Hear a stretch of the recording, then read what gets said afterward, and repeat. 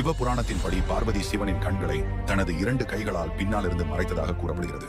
சிவனால் பார்க்க முடியவில்லை, எல்லாமே இருண்டதாக தோன்றியது. பார்வதியின் கைகளில் வியர்த்து வியர்வை தரையில் விழுந்தது.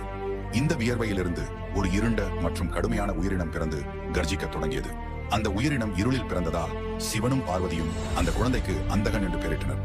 அந்தகன் பிறக்கும் போது சிவன் பார்வையற்றவனாக இருந்ததைப் போலவே அந்தகனும் பிறவியிலேயே பார்வையற்றவனாக இருந்தான். ஹிரண்யாக்ஷன் என்ற மற்றொரு அசுரன் இருந்தான். அவனுக்கு மகன்கள் இல்லை. அவர் சிவனிடம் வேண்டினார். சிவன் அந்த குழந்தையை வழங்கினார். தனது சொந்த மகனாக வளர்க்க அந்தகன் பின்னர் ஹிரண்யாக்ஷனின் ராஜ்யத்தில் மன்னனாக முடிசூட்டப்பட்டான். அவர் ஒரு தெய்வீக பொருள் என்பதால் அவர் ஒரு அசுரராக கருதப்படவில்லை. தன் குலத்தின் பெரும்பான்மையினரால் நிராகரிக்கப்பட்ட அவன் பகவான் பிரம்மனை மகிழ்விக்க கடும் தவம் செய்தார். பல ஆண்டுகளாக அவர் ஒற்றை காலில் நின்று கைகளை உயர்த்தி வழிபட்டார்.